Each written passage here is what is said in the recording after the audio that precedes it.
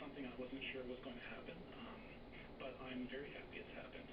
I think it's just the right move for Europe in general. I think I'd hope to see that France follow suit and that we see other countries leaving the Union.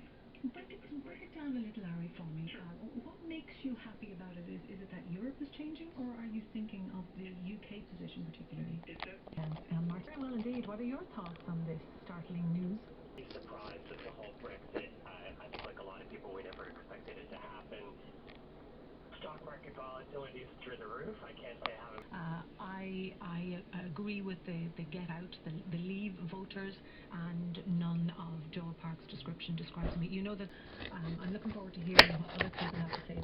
Where investments in England with maybe wanting to sell property there and invest it in Isolated. So the unelected elites that we keep hearing about, you say we need to actually examine the substance of that. Absolutely. Hire people to do a job for you, then you should let them do the job. Graham, it's fascinating stuff. Many scenarios to try and work out as the days go ahead. I may be totally wrong and they may exit anyway, but thank you. Thank you. Graham Dunn in Waterford in Ontario, and Grant Oxner from Rose Bay in Nova Scotia. Support leave, and but what she did say to my mother was that after Boris Johnson, she felt credibility in terms of he was a Conservative MP. So he previous mayor of London, so he lent credibility to the Leave, but he hasn't spoken since.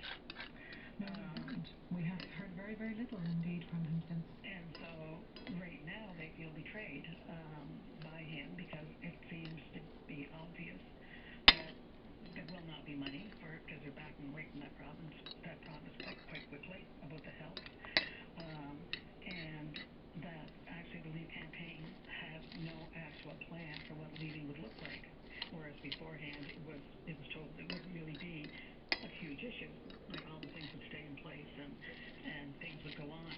And I guess that's the other thing I was thinking is we probably shouldn't be surprised that there was no plan, because I was thinking of Chantal Haber's book.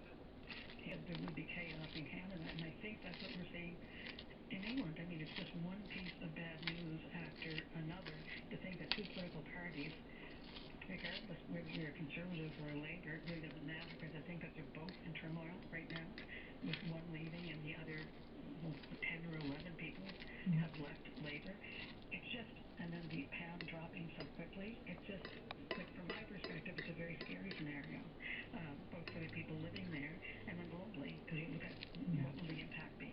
Yeah, and I'd say that there's a lot of people here in Canada, and this has been on our mind this week in the lead up to this whole discussion, that a lot of people here in Canada will be looking back, and they'll be kind of looking at the situation in Quebec. I know you're referring there to the 1995 referendum. A lot of people will be looking and saying, wow. You've seen, I'm sure, the crowds of migrants that are storming the trucks in Calais, trying to steal boats, laying in front of trucks trying to get to the UK, because the UK is known as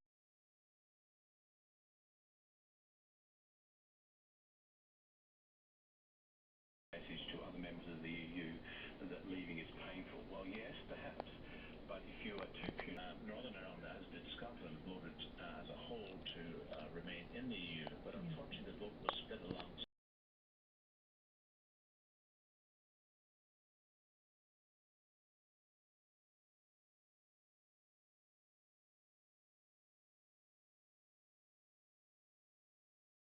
They raised the spectre of increased sectarian tension, which had always been in the background even since the Good Friday Agreement, but it's been kept in check with various institutions.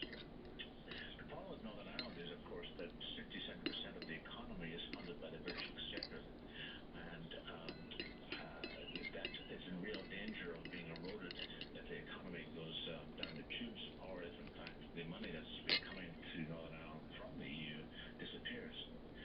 I remember, Richard, many of our listeners will know, I've mentioned this before, I lived in Northern Ireland for an awfully long time before I came to Canada, and what you're saying is absolutely spot on, that there is so much money that comes in, yes, through the Exchequer, that people used to wonder, long before this ever became an issue, people used to wonder what would happen if that money, for whatever reason, was to dry up. This is one of these times where I can imagine people are really thinking long and hard about it now. So it's what they will do if they don't have access to the European market. Yeah, that sure is going to be an interesting one. And we were speaking early on in the closer to the start of the program, really about the whole border issue there, and whether you're talking about the money side of things, the whole economic, the financial picture there, or whether you're talking about that kind of psychological thing about border talk. When you hear border talk, what does it do to you? Because I know when I was speaking to John Iveson, he was just saying we do definitely not want to go back to that again. Absolutely right. The idea of having they work on it, and they have to work on it. They have to be dedicated. It's not going to just come to them. They got to have to work. So we'll see how it goes. Gordon, hello to you. How are you? Still in the UK, or does it sear into your heart? No, I don't like what's happening. I think they made a mistake. In what way?